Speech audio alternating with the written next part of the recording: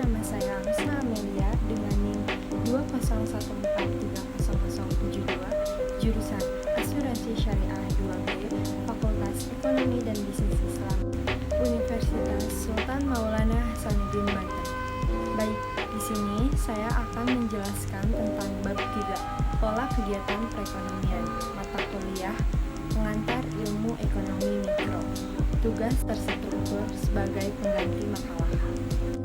Pola kegiatan perekonomian. Sistem perekonomian terdiri dari sistem ekonomi pasar, sistem ekonomi campuran, dan sistem ekonomi terpusat. Sistem ekonomi pasar adalah perekonomian merupakan pemerintah dalam setiap kebijakan yang diambil dalam perekonomian. Perekonomian pada umumnya berkembang dalam 3 fase. Pertama, perekonomian subsistem. Perekonomian subsistem merupakan perekonomian di mana kegiatan ekonomi hanya untuk memenuhi kebutuhan sendiri. Pertukaran barang yang jarang terjadi meskipun ada dilakukan dengan cara barter atau menukarkan barang dengan barang.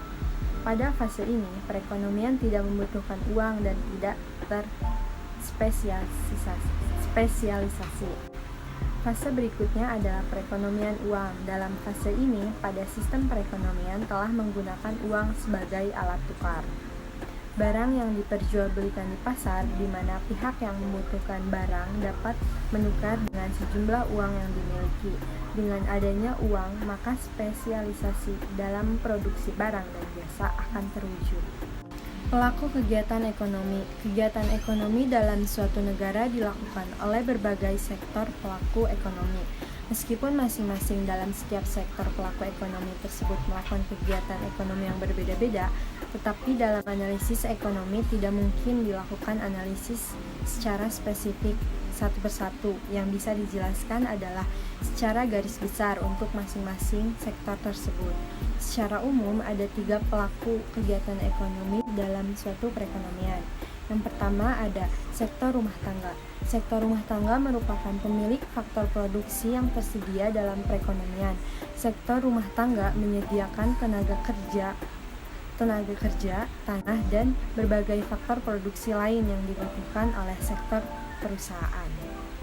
Yang kedua ada sektor perusahaan. Perusahaan adalah sebuah organisasi atau badan hukum yang digunakan oleh seseorang atau kelompok untuk menghasilkan barang dan jasa. Mereka adalah orang-orang yang memiliki keahlian, usahawan, dan kegiatan mereka dalam perekonomian adalah mengorganisasi faktor-faktor produksi. Tujuan dari sektor produksi mengorganisasi barang dan jasa adalah untuk mendapatkan keuntungan yang sebesar-besarnya. Yang ketiga ada pemerintah. Ini adalah badan usaha pemerintah yang bertugas mengatur kegiatan ekonomi. Yang termasuk di dalamnya adalah departemen yang ada dalam pemerintahan, bank sentral, badan penanaman modal, dan badan lainnya. Selanjutnya ada sirkulasi aliran pendapatan. Sirkulasi aliran pendapatan dan barang adalah suatu visualisasi dari kegiatan ekonomi yang menerangkan bagaimana aliran uang dan aliran barang bersirkulasi dari dan kepada pelaku ekonomi. Pelaku ekonomi dalam perekonomian terdiri dari rumah tangga yang merupakan pemilik faktor produksi. Firm adalah pengguna faktor produksi untuk kegiatan investasi. Pemerintah melakukan kegiatan konsumsi dan investasi serta sektor luar negeri yang merupakan kegiatan ekspor dan impor. Jika misalkan pemerintah tidak melaksanakan kegiatan, maka dalam perekonomian hanya ada 2 pelaku ekonomi dalam perekonomian, yaitu rumah tangga dan perusahaan. Sirkulasi aliran pendapatan hanya akan terjadi antara rumah tangga dan perusahaan saja. Ini dapat dijelaskan seperti gambar berikut yang misalnya dari petani ke nelayan bisa menghasilkan uang, dari nelayan ke petani bisa menghasilkan barang, dari petani ke tukang jahit itu bisa menghasilkan uang, dari tukang jahit ke petani itu barang, dan juga dari tukang jahit ke nelayan itu barang, dari nelayan ke tukang jahit itu uang. Dalam gambar ini tuh pelaku ekonomi dibagi menjadi 2. Pertama pertama, ada sektor rumah tangga sebagai pemilik faktor produksi yang akan menawarkan kepada sektor perusahaan. Transaksi terhadap faktor produksi dan hasil produksi perusahaan dilakukan dalam pasar barang, sedangkan transaksi uang dilakukan dalam pasar uang yang bisa disebut money market. Oleh sektor perusahaan akan membayar atas penggunaan faktor produksi tersebut kepada rumah tangga berupa sewa tenaga kerja, sewa modal, harga tanah, dan keuntungan. Terjadi aliran uang dari sektor perusahaan ke sektor rumah tangga. Rumah tangga mendapatkan pendapatan dari menjual faktor produksi dan pendapatan digunakan untuk membeli barang dan jasa hasil produksi perusahaan. Perusahaan mendapatkan faktor produksi yang digunakan untuk memproduksi barang dan jasa yang akan dijual kepada sektor rumah tangga. Kegiatan ekonomi yang dilakukan oleh rumah tangga adalah kegiatan konsumsi, yaitu semua kegiatan membeli barang dan jasa untuk keperluan konsumsi. Nah, tidak termasuk pembelian barang untuk kebutuhan investasi seperti membeli rumah dan tanah. Seperti gambar 3.2 ini, dari market for good and service terdiri dari firm sell, house sell, buy.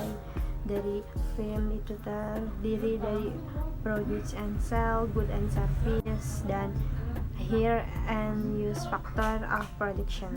Dan ada juga market for factor of production terdiri dari household sell, firm buy. Adapun household buy and custom good and service itu own and sell factor of production. Ya, itu tuh gambar ini tuh siklus aliran barang dan uang. Dalam perekonomian yang lebih besar, di mana negara menjadi salah satu pelaku kegiatan ekonomi, hal ini membuat kegiatan ekonomi menjadi lebih kompleks. Negara hadir dalam kegiatan ekonomi dengan melakukan dua kegiatan. Yang pertama, ada pemerintah melakukan kegiatan. Seperti yang bisa kalian lihat ini, gambar 3.4 ini siklus aliran barang dan uang dalam perekonomian terbuka, yaitu ada consumption. Consumption itu terdiri dari consumers atau household dan business firm. Dari consumers dan household ini terdiri dari saving, taxes, dan import. Dari business firms itu terdiri dari investment, government spending, dan import. Dari saving ini terdiri ada banking sector, begitu juga dari investment itu banking sector. Dari taxes ini government sector, begitu juga dari government spending itu government sector. Ada juga dari import itu international sector, dan export juga itu international sector. Mekanisme pasar.